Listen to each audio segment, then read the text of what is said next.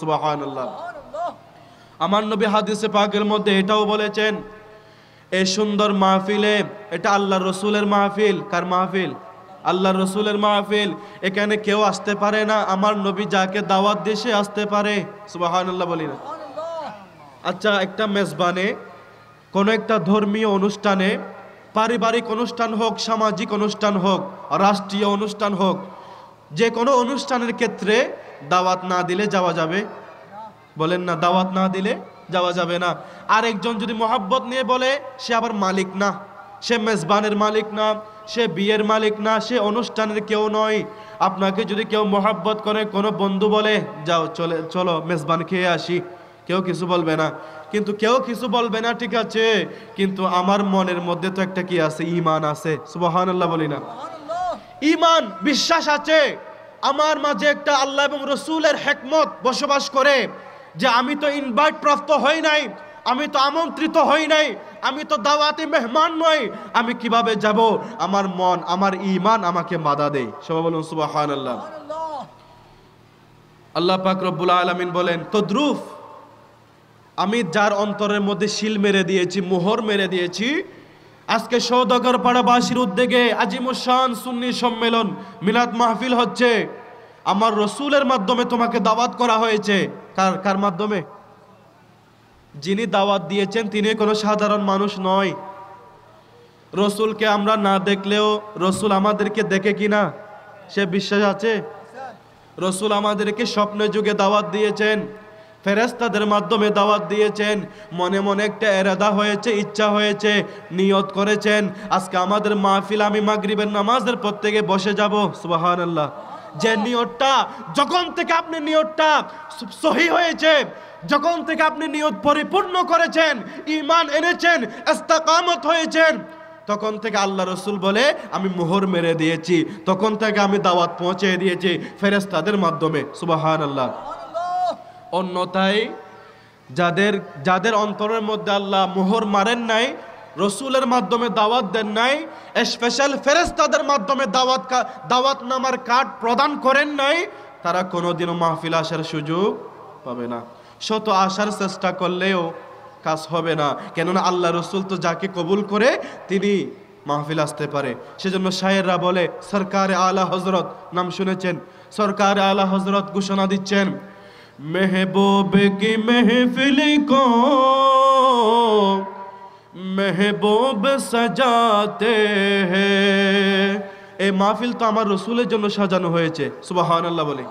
কার জন্য? রসুলের জন্য সাজানো হয়েছে।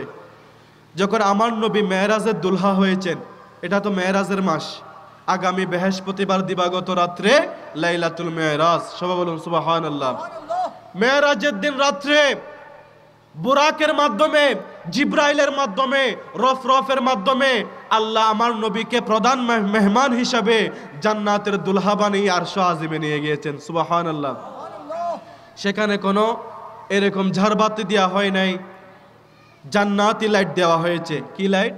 জান্নাতের লাইট, জান্নাতি ঝাড়ুবাতি, জান্নাতি ব্যবস্থাপনায় সাজসজ্জা হয়েছে।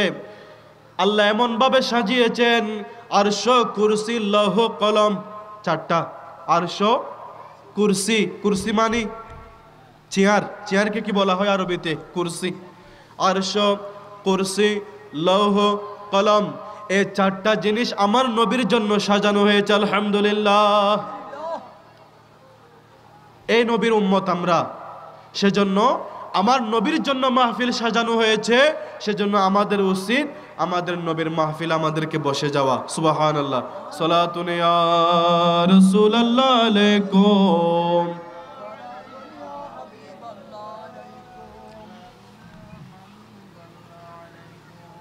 হ্যালো, ওয়ালাইকুম আসসালাম। জি হ্যাঁ হ্যাঁ, বলেন না।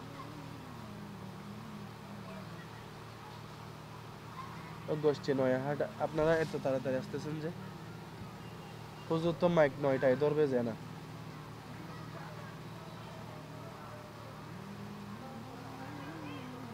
আচ্ছা আচ্ছা, না কেন আমাদেরকে বরাবর 1.5 ঘন্টা সময় দিতে হবে, এরকম কথা বলছিলাম তো। তাড়াহুড়া করে চলে যায়, আমরা এরকম কথা বলি নাই তো। 8:30টায় মেঘ ধরলেও ওই গোষ্ঠী নয়াহাট আসবেন নি, ওখান থেকে রিসিভ করবে আপনাদেরকে। এই 1.5 কিলোমিটার হবে, লাম্বুরহাট বলিয়েন, লাম্বুরহাট।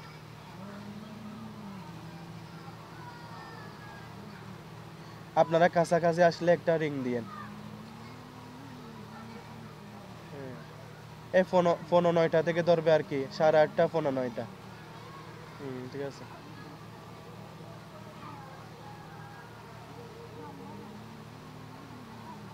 আচ্ছা আচ্ছা ঠিক আছে। আচ্ছা আপনারা চলে আসেন, আমি এখন এতক্ষণ কথা বলতে পারবো না, আমি মাহফিলে আছি তো ভাই, আমি এখন তকরির করতেছি তো, কথা শুনেন না, আমি এখন মাহফিলে আছি তো ভাই, এখন কথা বেশি বলার দরকার নেই, সময় নেই, আপনারা তো চলে আসেন না। আচ্ছা এ সাদ্দাম ভাই, কুয়াশ ফেলে এসে বলে আমুদুল্লাহ মেজবান্ডারি অনার 2-1 বাইক লই রে গোস্তি নয়াটা তুমি কে করেন। সালাতুন ইয়া রাসূলুল্লাহ আলাইকুম।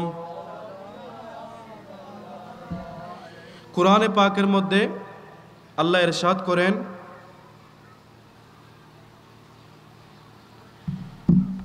নারীর পর্দার বিষয়ে অনেক কঠোরভাবে কোরআনে পাকের মধ্যে ইরশাদ এসেছে, কেননা নারীরা হচ্ছে মায়ের জাত। সবাই বলুন সুবহানাল্লাহ। আমি প্রায় সময় বলি, আইয়ামে জাহিলিয়াতের যুগে, অন্ধকার যুগে, যে যুগে নারী হওয়াটা, কন্যা সন্তান হওয়াটা অভিশাপ ছিল। সবাই বলুন নাউজুবিল্লাহ। যে ঘরে কন্যা সন্তান হতো, নারী সন্তান হতো, মহিলা সন্তান হতো, তাদের নিজের আপন বাবারা, জন্মদাতা পিতারা তাদেরকে জীবন্ত কি করে দিত? কবর দিয়ে দিত। সবাই বলুন নাউজুবিল্লাহ। আমার নবী আসার পরে আল্লাহ মহিলাদেরকে, নারী সমাজকে, নারী জাতিকে এমনভাবে সম্মানের উচ্চ মকামে পৌঁছেছেন, সিংহাসনের মধ্যে বসেছেন। নারীরা হচ্ছে আমাদের মায়ের জাত, নারীরা আমাদের বোন, নারীরা আমাদের কেউ খালা, কেউ চাচা চাচি, কেউ দাদি, কেউ নানি, ঠিক কিনা? নারীদেরকে আমরা কত সম্মান করি, এটা আমার নবীর খাতিরে। সবাই বলুন সুবহানাল্লাহ। সেই নারীরা কোনোদিন কেউ বেপরদায় চলতে পারবে? কেননা হযরতে গৌসে পাক আব্দুল কাদের জিলানী রাদিয়াল্লাহু তাআলা আনহার আম্মা জানকে ফলো করেন, খাজা গরিব নওয়াজের আম্মা জানকে আপনারা অনুসরণ করেন, আহমদুল্লাহ মেজবান্ডারি কেবলা কাবার আম্মা জানকে আপনারা অনুসরণ করেন। এমনকি আমাদের নবীর আম্মা জান হযরতে খাজা আমেনা রাদিয়াল্লাহু তাআলা আনহার অনুসরণ করেন। এবং আমার নবীর আদরের কন্যা বেটি হযরতে, যিনি জান্নাতের মহিলাদের সরদারিনী, ইনি কিভাবে পর্দা করেছেন, কিভাবে চলাফেরা করেছেন, কিভাবে পর্দার ভিতর থেকে জান্নাতের সরদার হয়েছেন। সুবহানাল্লাহ। ইনি কি এমনি জান্নাতের সরদার হয়েছে? হ্যাঁ, নাকি নবীর মেয়ের কারণে আল্লাহ জান্নাতের সরদার বানিয়ে দিয়েছেন? নবীর কারণে নয়। আমার নবী ইরশাদ করেন, আমার কারণে আমার মেয়ে সম্মানিত হয় নাই, আমার কারণে আমার জামাইরা সম্মানিত হয় নাই, আমার কারণে আমার নাতি ইমাম হাসান সম্মানিত হয় নাই, আমার কারণে আমার নাতি ইমাম হুসাইন সম্মানিত হয় নাই। তাদের ইবাদতের কারণে, তাদের পর্দার কারণে, তাদের ব্যবহারের কারণে, তাদের ইবাদত বন্দেগীর কারণে, তাদের হক হালালের কারণে তারা সম্মানিত হয়েছে। সুবহানাল্লাহ। হযরতে ফাতেমা রাদিয়াল্লাহু তাআলা আনহা, ওনার একজন ইহুদি মেয়ের সাথে বান্ধবী ছিল। সবাই বলুন সুবহানাল্লাহ। এই ঘটনাটা আপনারা অনেকে জানেন। মা ফাতেমা রাদিয়াল্লাহু তাআলা আনহা হচ্ছে মুসলমানের মেয়ে, খাতুনে জান্নাত, মহিলাদের সরদারিনী। আর উনি হচ্ছে, যার সাথে বান্ধবী হয়েছে, বন্ধুত্ব হয়েছে, উনি হচ্ছে খ্রিস্টানের ফাদরের মেয়ে। সবাই বলুন সুবহানাল্লাহ। মা ফাতেমা রাদিয়াল্লাহু তাআলা আনহা হচ্ছে গরিব ঘরের মেয়ে। হুজুরে পাক সাল্লাল্লাহু আলাইহি ওয়াসাল্লামের ঘরে কিছুই ছিল না, দালান কোঠা ছিল না, বাড়ি গাড়ি ছিল না, অর্থ সম্পদ টাকা পয়সা কিছুই ছিল না। কিন্তু ওই বান্ধবী ইহুদি ফাদরের মেয়ে, লাখ লাখ কোটি কোটি টাকার মালিকের মেয়ে, যার কাছে হাজার হাজার স্বর্ণ মুদ্রা আছে। সবাই বলুন সুবহানাল্লাহ। ওনার একদিন বিয়ে হচ্ছে, ওই জান্নাতি ফাদিরের মহিলার বিয়ে, সবাই বলুন সুবহানাল্লাহ।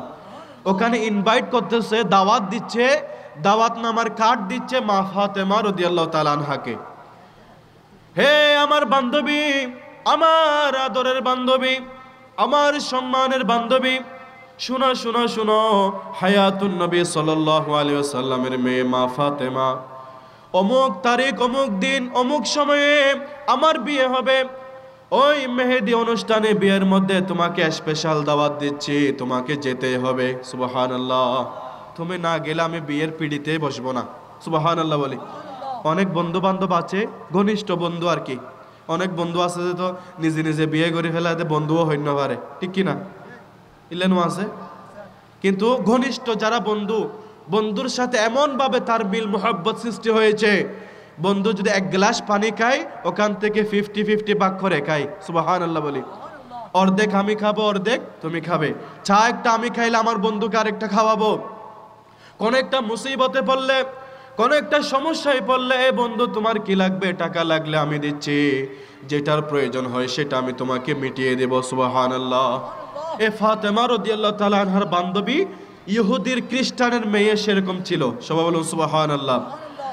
মা ফাতেমা রাদিয়াল্লাহু তাআলা আনহা দাওয়াত গ্রহণ করলেন, হক আদায় করলেন। দাওয়াত গ্রহণ করার পরে, হে আমার ইহুদির ফাদরের মেয়ে, আমার বান্ধবী, যাব, আমি তোমার দাওয়াত কবুল করলাম, কিন্তু দাওয়াত কবুল করব ঠিক আছে, তুমি কিন্তু আমার হাতে বায়াত হয়ে মুসলমান হয়ে যেতে হবে। সুবহানাল্লাহ। এটাও আবার ওয়াদা নিয়েছেন। এখন তো আমরা হিন্দুর ঘরেও খাইতে যাই, নাউজুবিল্লাহ বলেন না? বড়ুয়া ফারা, হিন্দু ফারা, মুশরিক, বেঈমান, তাদের সাথে আমাদের সম্পর্ক বেশি, নাউজুবিল্লাহ বলি। কিছু মনে করবেন না, আজকে যেহেতু মাহফিল, আমাকে সাবজেক্ট যেটা দিয়েছেন এটার অন্তর্ভুক্ত এই সাবজেক্টটা। ইহুদিরা কোনোদিন মুসলমানের কি হতে পারে না, বন্ধু হতে পারে না, তারা চিরশত্রু। সেজন্য দুর্গা পূজার সময় আমরা তাদের বাড়িতে গিয়ে, তাদের মন্দিরে মন্দিরে গিয়ে, তাদের দুর্গা পূজায় গিয়ে আমরা প্রসাদ খাই। নাউজুবিল্লাহ বলেন না? আরো বড় করে নাউজুবিল্লাহ। তাদের যে কোনো ধর্মীয় অনুষ্ঠানে আমরা গিয়ে সেখানে প্রসাদ খাই, সেখানে কত রকমের নাচানাচি ফালাফালি করি। এই মাহফিল থেকে আমাদের এটাই শিক্ষা নিতে হবে, 10টা কথা থেকে যদি আমরা একটা কথাকে জীবনে বাস্তবায়ন করতে পারি তাহলে আমাদের এই মাহফিলটা সার্থক। সুবহানাল্লাহ। কোনোদিনও যাওয়া যাবে না। আপনি খাচ্ছেন মনের আনন্দে, কিন্তু কাল কিয়ামতের ময়দানে আমার রসুলকে কিভাবে মুখ দেখাবেন? আমার রসুলের সামনে কিভাবে দাঁড়াবেন? আমার রসুল কাদের জন্য উহুদের ময়দানে দন্দন মুবারক শহীদ করলেন? কাদেরকে বাঁচানোর জন্য, কাদের বিরুদ্ধে যুদ্ধ করে ইসলামকে জিন্দা করেছেন? পেটের মধ্যে পাথর বেঁধেছেন। দন্দন মুবারকে অনেক কাফেরদের সাথে মোকাবেলা করে অনেক সাহাবায়ে কেরাম জীবন দিয়েছেন। সবাই বলুন সুবহানাল্লাহ। একজন সাহাবী হযরতে আব্দুল্লাহ ইবনে দিনার রাদিয়াল্লাহু তাআলা আনহু, উনি মাত্র শাদী করেছেন, মেহেদি পড়েছে, এখনো কিন্তু মেহেদির রং যায় নাই, বাসর করে নাই, স্ত্রীর সাথে এখনো পর্যন্ত দেখা হয় নাই। নতুন শাদী করে স্ত্রীকে মাত্র নিজের হুজরার মধ্যে এনেছেন, ঘরের মধ্যে তুলেছেন, স্ত্রীর সাথে দেখা করার কোনো সুযোগ হয় নাই। আজকে রাত্রে স্ত্রীর সাথে দেখা করবে, অমুক সময় মাগরিবের আজান তখন দিচ্ছে, নামাজের পরে আমার নবীর ডাক এসেছে। সবাই বলুন সুবহানাল্লাহ। আমার হায়াতুন নবী ডাক দিলেন, হে আব্দুল্লাহ ইবনে দিনার, তুমি যুদ্ধের ময়দানে যাওয়ার জন্য প্রস্তুত হয়ে যাও। সুবহানাল্লাহ। আমরা হলে তো যুদ্ধ দরকার নাই, আগে কি গজ্জুম, বাসর গজ্জুম। সবাই বলুন নাউজুবিল্লাহ। হযরতে আব্দুল্লাহ ইবনে দিনার নবীকে কিভাবে ভালোবাসতেন, ইসলাম ধর্মকে কিভাবে ভালোবাসতেন, কলমাকে কিভাবে গুরুত্ব দিয়েছেন। হযরতে মুহাম্মদুর রাসূলুল্লাহ সাল্লাল্লাহু আলাইহি ওয়াসাল্লাম ডাক দেওয়ার সাথে সাথে আব্দুল্লাহ ইবনে দিনার আর দেরি করে নাই, নবদুলহানি নববধূকে রেখে বলতেছে, হে আমার স্ত্রী, তুমি আমাকে মাফ করে দাও, আমি হয়তো জিন্দাও ফিরে আসতে পারি, আবার আমার লাশ মুবারকও আসতে পারে। সবাই বলুন সুবহানাল্লাহ। আসলে তোমার সাথে দেখা হবে, কিন্তু যদি আসতে না পারি তুমি আমাকে আউয়াল আখারে মাফ করে দিও। সুবহানাল্লাহ বলি না? সাহাবায়ে কেরামদের আদর্শ আমাদের থাকতে হবে। বউ বেটি স্ত্রী পুত্রর মোহাব্বত সবকিছু ত্যাগ করে, স্ত্রীর মোহাব্বত ত্যাগ করে আমার রসুলের মোহাব্বত নিয়ে তলোয়ার নিয়ে যুদ্ধের ময়দানে চলে গেল কাফেরদের সাথে যুদ্ধ করার জন্য। সুবহানাল্লাহ বলি। তখন নিজের আপন স্ত্রী থেকে, মা বাবা থেকে দোয়া নিয়ে, ক্ষমা চেয়ে, মাফ চেয়ে যুদ্ধের ময়দানে চলে গেল।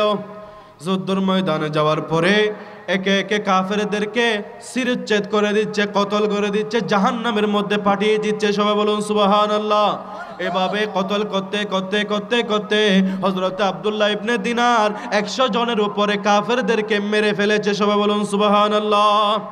মেরে দেওয়ার পরে হযরত আব্দুল্লাহ ইবনে দিনারকে চতুর্দিক থেকে বর্ষা নিক্ষেপ করতেছে, তীর নিক্ষেপ করতেছে। নিক্ষেপ করার পরে এমন হাদিসে পাকের মধ্যে এসেছে আব্দুল্লাহ ইবনে দিনারের পিঠের মধ্যে 61টা তীরের আঘাত, তীর ঢুকেছে। সবাই বলুন সুবহানাল্লাহ। একটা দুইটা নয়, 61টি তীর তার পিঠের মধ্যে ঢুকে গেল। তিনি জমিনের মধ্যে পড়ে গেলেন। সবাই বলুন সুবহানাল্লাহ। পড়ে যাওয়ার পরে আমার রসুলকে ডাক দিলেন, মাকেও ডাক দিলেন না, বাবাকেও ডাক দিলেন না। আমরা তো একটু করে উফ করলে মায়ের কথা স্মরণ পড়ে, ঠিক কি না? কোনো দিকে কোনো কষ্ট পেলে, কেউ যদি আমাদেরকে কষ্ট দেয়, আমরা যদি কোনো দিকে কষ্ট পাই বা অ্যাক্সিডেন্টের শিকার হই, হামলার শিকার হই, সাথে সাথে মা বাবার কথা মনে পড়ে। কেননা তারা তো আমাদেরকে গর্ভধারণ করেছেন, এত কষ্ট করে লালন পালন করেছেন। স্ত্রী পুত্রের কথা পরে মনে হয়। কিন্তু আব্দুল্লাহ ইবনে দিনার আকীদা কেমন মজবুত ছিল, ঈমান কত শক্তিশালী ছিল। আব্দুল্লাহ ইবনে দিনার রাদিয়াল্লাহু তাআলা আনহু সাথে সাথে জমিনে পড়ার পরে সাথে সাথে আমার নবীকে ডাক দিলেন, ইয়া রাসূলুল্লাহ বলে। সবাই বলুন সুবহানাল্লাহ। ইয়া রাসূলুল্লাহ, আপনি আমার পাশে আসুন, আমাকে একটু বুকে নিয়ে আপনার কোল মোবারকের মধ্যে ঠাঁই দেন, আমাকে জায়গা করে দেন। আমার মুখে মুখে আপনি পড়াই দেন, লা ইলাহা ইল্লাল্লাহ মুহাম্মাদুর রাসূলুল্লাহ সাল্লাল্লাহু আলাইহি ওয়াসাল্লাম। তার পড়া কফাল নাকি সাদিক কেমার হোয়াল? বলেন না, বুড়া বুড়ি হলে না হয় না, সাদিক কেমার হোয়াল। উনি যুদ্ধের ময়দানে গিয়েছেন, এটা একটা সাদিক কেমার খোয়াল। আর আরেকটা হচ্ছে আমার রসুলের নূরানি কুল মুবারকের মধ্যে যার ইন্তেকাল হয়েছে। সুবহানাল্লাহ বলি। হযরত আব্দুল্লাহ ইবনে দিনার রাদিয়াল্লাহু তাআলা আনহু আমার নবীর জবানে মুখে মুখে কলমা শরীফ পড়ে দুনিয়া থেকে হেসে হেসে বিদায় নিয়ে গেলেন। সুবহানাল্লাহ। তাহলে তারা স্ত্রী পুত্রের মোহাব্বতকে বেশি প্রাধান্য দিয়েছেন নাকি আল্লাহ রসুলের মোহাব্বতকে বেশি প্রাধান্য দিয়েছেন? সেজন্য সব সময় সদা সর্বদা যেখানে থাকেন না কেন, যে অবস্থায় থাকেন না কেন, আল্লাহ রসুল যার উপর রাজি তার উপর কোনো বিপদ কি হয় না, পতিত হয় না। সবাই বলুন সুবহানাল্লাহ। এক নম্বর আল্লাহ রসুলকে সন্তুষ্টি করতে হবে, আল্লাহ রসুলকে রাজি করতে হবে। দ্বিতীয় নম্বর মা বাবাকে রাজি করতে হবে। মা বাবা যার উপর রাজি, আল্লাহ রসুলও তার উপর রাজি। সুবহানাল্লাহ বলুন। সেজন্য মা বোনদেরকে আমি বিনীতভাবে আজকের মাহফিল থেকে বলবো, আপনারা এমনভাবে পর্দা করবেন। আমি ওয়াজ এগুলা করলে হয়তো আপনাদের অনেকের খারাপও লাগবে, কিন্তু মাসলা এগুলো আমাদের জানা থাকা দরকার, ঠিক কিনা? বেয়াদবি মনে করবেন না। নারীরা কিভাবে পর্দা করা দরকার, শুধু নারীদের জিসিমে পাক, জিসিম শরীর, সেটা পর্দা নয়। হাদিসে পাকের মধ্যে এসেছে নারীরা যে পোশাক পরে, যে ড্রেস পরিধান করে, সে পোশাকগুলা পর্যন্ত সতর। সবাই বলুন সুবহানাল্লাহ। এখন তো আমাদের মা বোনরা যেখানে সেখানে কাপড় কি করে, শুকাতে দেয়। আল্লাহ পাক রব্বুল আলামিন বলেন, নারীদের শুধু জিসিম বডি, কিন্তু বডি পর্দা নয়, বডি সতর নয়, তার উপর আরো বেশি আছে, তাদের পরনের কাপড়গুলা পর্যন্ত সতর ঘোষণা করেছেন। শুধু তাই নয়, হাদিসে পাকের মধ্যে এটাও এসেছে বুখারী শরীফের মধ্যে, নারীরা বড় আওয়াজে কথা বলে, অনেক নারীরা ঝগড়া পর্যন্ত করে, একজন অপরজনের সাথে উচ্চ আওয়াজ দিয়ে ঝগড়া করে, ঠিক কিনা? এক ঘরের মধ্যে ঝগড়া করলে অন্য ঘরের মধ্যে শোনা যায়, এক বাড়ির মধ্যে ঝগড়া করলে অন্য বাড়ির মধ্যে শোনা যায়। আমার নবী হাদিসে পাকের মধ্যে স্পষ্ট মানা করে দিয়েছেন, নিষেধ করে দিয়েছেন, এই নারীরা তোমাদের জবানটাও আল্লাহ পর্দা করতে বলেছেন। সুবহানাল্লাহ। তোমাদের আওয়াজটাও সতর, তোমাদের আওয়াজটাও কি সতর। একমাত্র তোমাদের আওয়াজটা এমনভাবে সীমাবদ্ধ করতে হবে, পার্টিশন দিতে হবে, নিজের জামাই এবং নিজের ছেলে সন্তান এবং নাতি নাতনি এই তিনটার ভিতরে সীমাবদ্ধ রাখতে হবে। সুবহানাল্লাহ বলি। কয়জন? একজন হচ্ছে নিজের বাবা, নিজের মা, আরেকজন হচ্ছে বেগানা পুরুষের মধ্যে। বেগানা পুরুষের মধ্যে যারা বেশি ঘনিষ্ঠ, তার মধ্যে এক নম্বর হচ্ছে বাবা, দ্বিতীয় নম্বরে হচ্ছে নিজের সন্তান, তৃতীয় নম্বরে হচ্ছে নিজের নাতি নাতনি যারা ছোট, এখনো বালেক হয় নাই। কি হয় নাই? নাতির মধ্যে এখনো কি হয় নাই? বালেক হয় নাই। এই তিনটা শ্রেণীর ব্যক্তির ছাড়া অন্য কোনো ব্যক্তির সাথে উচ্চস্বরে কথা বলা যাবে না। সুবহানাল্লাহ। অনেকে বলবে, হুজুর তো আজকে নতুন ওয়াজ করতেছে, এগুলা তো কোনোদিন শুনি নাই, কিন্তু আজকে শুনতেছি। নারীদের আওয়াজটাও সতর, পরনের কাপড়টাও সতর। যেখানে সেখানে আপনি কাপড় শুকাত দিতে পারবেন না, শুকাইতে দিতে পারবেন না। নিজের আপন কাপড়কে হেফাজত করতে হবে বেগানা পুরুষ থেকে। সবাই বলুন নাউজুবিল্লাহ। যেমন ধরেন, বেয়াদবি মাফ করবেন, মা বাবারা যখন কাপড় শুকাত দেয়, পরনের কাপড়, তখন একজন ছেলে, বালেক ছেলে, নাবালেক নয়, বালেক বেগানা পুরুষ যখন ওই কাপড়ের পাশ দিয়ে হেঁটে যায়, যখন তার চক্ষুটা কাপড়ের মধ্যে পড়ে, তখন তার মধ্যে একটা ফিলিংস আসতে পারে, একটা ফিলিংস আসতে পারে, একটা মায়া আসতে পারে। নফসে আম্মারা বলে এটাকে। নফস দুই প্রকার বললাম না, তার মধ্যে এটা হচ্ছে নফসে আম্মারা। তখন একটা ফিলিংস আসতে পারে, মনের মধ্যে একটা ধারণা আসতে পারে, খেয়াল আসতে পারে যে এটা কোন নারীর কাপড় এখানে শুকাতে দিল, নারীটা দেখতে কেমন হবে, কেমন সুন্দর হবে, তার বডিটা কেমন হবে। সবাই বলুন নাউজুবিল্লাহ। তাহলে আজ থেকে আমাদের এটাই শিক্ষা নিতে হবে। মা বোনদেরকে আমি বিনীতভাবে সবিনয় আহ্বান করব, এটাই হচ্ছে পর্দার মেন ওয়াজ। আমরা জিন্দেগিভর যদি পর্দার ওয়াজ শুনি, আমল না করলে আমাদের কোনো কাজে আসবে না। এক নম্বরে আপনাদের কণ্ঠস্বরকে ছোট করতে হবে, যত নিজেকে হেফাজত করতে হবে, নিজেকে গোপন করতে হবে। গোপন করাকে বলে পর্দা। গোপন করাকে কি বলে? আল্লাহর ওলি যারা আছে তারা একটা জিনিসকে গোপন করে। কি জিনিস? কেরামত, বেলায়ত, পাওয়ার, অলৌকিক ঘটনা। হযরতে মুবারক আলী শাহ এরকম অনেক গোপন কথা আছে, ঠিক কিনা? হযরতে ডাকওয়া আলী শাহ রহমতুল্লাহ আলাইহি নাম শুনেছেন, তারও অনেক গোপন কথা আছে। হযরতে মুফতি ইদ্রিস রজবি রহমতুল্লাহ আলাইহির গোপন কথা আছে। আল্লাহর ওয়ালিরা নিজের বেলায়তকে প্রকাশ করে না, নিজের কেরামতকে, অলৌকিক ঘটনাকে সবসময় গোপন করতে চায়।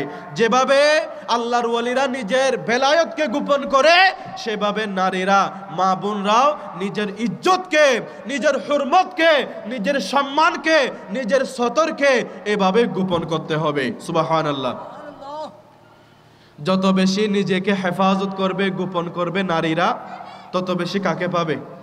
আল্লাহকে। কাকে পাবে? আল্লাহকে। মা ফাতেমা রাদিয়াল্লাহু তাআলা আনহার ঘটনা বলতে গিয়েছিলাম আমি। মা ফাতেমা রাদিয়াল্লাহু তাআলা আনহা ওই ফাদরি মহিলার বান্ধবীর, খ্রিস্টানের মহিলার ঘরে, মেয়ের ঘরে গেলেন বিয়ের দাওয়াত খাওয়ার জন্য।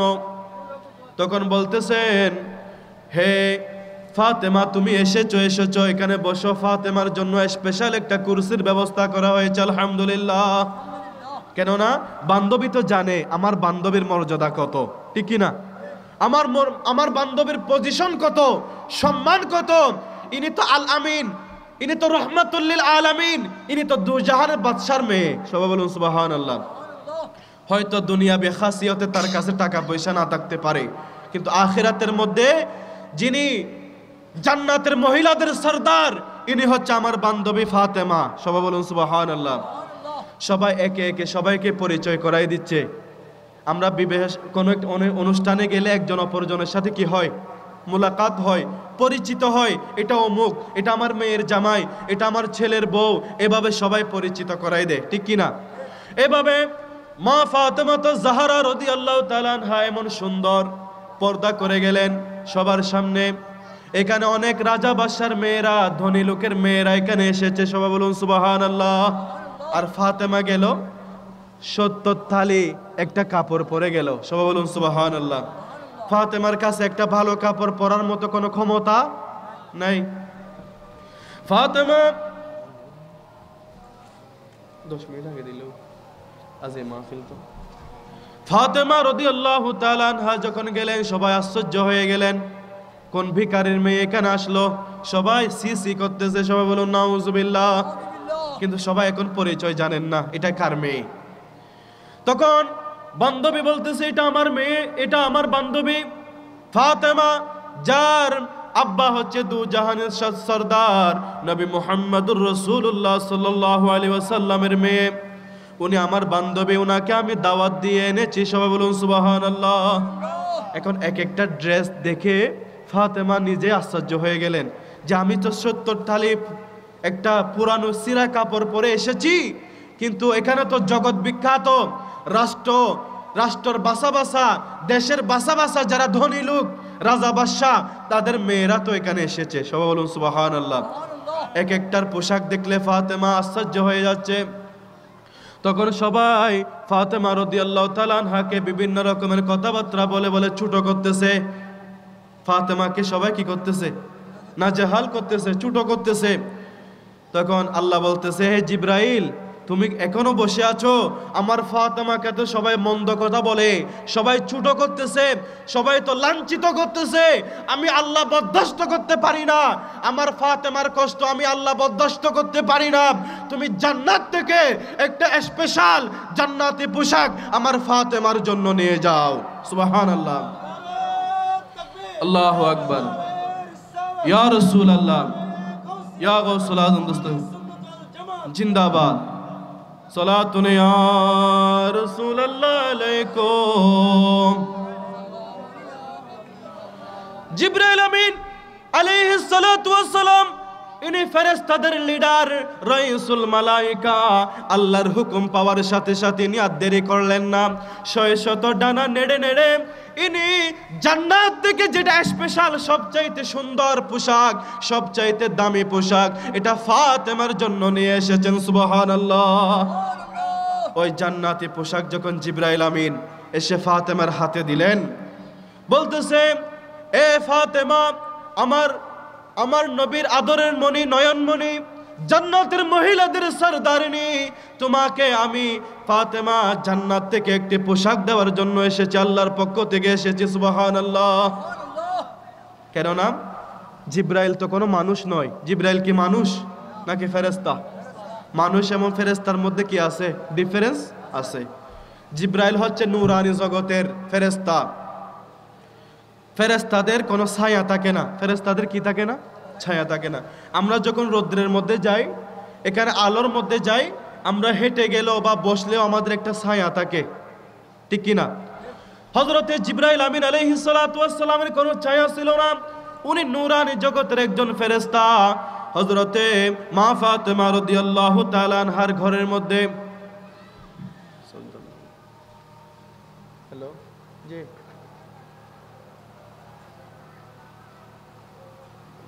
গোসে নয়ার দিয়ন আবার বিস্কিসে দেব। আচ্ছা ঠিক আছে। সালাতুন ইয়া রাসূলুল্লাহ আলাইকুম। যখন ওই ফাতেমা জান্নাতি পোশাক পরে যখন সবার সামনে আসলো, সবাই আশ্চর্য হয়ে গেল। সবাই বলুন সুবহানাল্লাহ।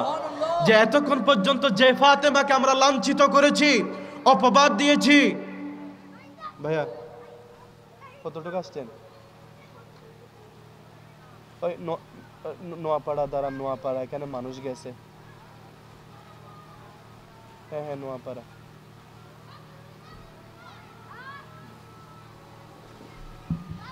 সবাই আশ্চর্য হয়ে গেলেন যে ফাতেমা রাদিয়াল্লাহু তাআলা আনহার পোশাক দেখে। সুবহানাল্লাহ। আমরা তো জীবনে এরকম কোনো পোশাক পরি নাই, মার্কেটও দেখতে পাই নাই, কোনোদিন কেনার সৌভাগ্যও হয় নাই, অথচ আমাদের টাকা পয়সার ধন দৌলতের কোনো অভাব নাই। কিন্তু ফাতেমা রাদিয়াল্লাহু তাআলা আনহু মুহূর্তের ভিতরে, এই দুই একটা মিনিটের ভিতরে, আমরা তো কথা বলে গিয়েছি মাত্র 2 মিনিট হচ্ছে, এই 2 মিনিটের মধ্যে ফাতেমা এত সুন্দর পোশাক কোত্থেকে পেল? সুবহানাল্লাহ। তখন ফাতেমা নিজে বর্ণনা করছেন, এরশাদ করতেছেন, হে শোনো শোনো ইহুদের বড় বড় ফাদরের মেয়েরা, ধনী লোকের মেয়েরা, শোনো শোনো, আমি কোনো সাধারণ মহিলা নই, আমি যিনি জান্নাতের মহিলাদের সরদারিনী হব। সুবহানাল্লাহ।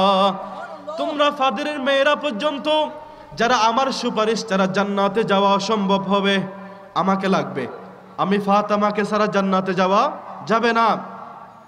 সাথে সাথে এই কথা বলার সাথে সাথে, জান্নাতি পোশাক দেখার সাথে সাথে সবাই ফাতেমার কদমের মধ্যে লুটে পড়লো। সুবহানাল্লাহ। সবাই বলতেছে, এই ফাতেমা, তোমার নূরানি জবানে আমাদেরকে কলমা পড়িয়ে দাও, লা ইলাহা ইল্লাল্লাহ মুহাম্মাদুর রাসূলুল্লাহ। আজ থেকে আমরা মুসলমান হয়ে গেলাম, ঈমানদার হয়ে গেলাম, আমরা আজকে তোমার অনুসরণ অনুকরণী হয়ে গেলাম। সবাই বলুন সুবহানাল্লাহ। তাহলে বোঝা যায় ফাতেমা গেল কি বিয়ে খাওয়ার জন্য, নাকি ইসলাম গ্রহণ করা, ইসলাম প্রচার করার জন্য? সবাই বলুন সুবহানাল্লাহ। তাহলে ফাতেমা রাদিয়াল্লাহু তাআলা আনহুর শান শওকত দেখে, ফাতেমার পাওয়ার দেখে, ফাতেমা রাদিয়াল্লাহু তাআলা আনহার এই আশ্চর্যজনক অলৌকিক ঘটনা দেখে ইহুদের প্রায় 40 জনের উপরে মহিলারা কি হয়ে গেল? কাফের থেকে ঈমানদার হয়ে গেল। সুবহানাল্লাহ। হ্যালো, যে ইতারা বলে কোয়াইশন মেজে বলে জামত ভাই চিনি, নোয়াপাড়াতে এতাম হয়, নোয়াপাড়া। আচ্ছা, চিনিবেন না? আচ্ছা ঠিক আছে, না ইতারা চিনিবেন না? আচ্ছা ঠিক আছে, আচ্ছা আচ্ছা।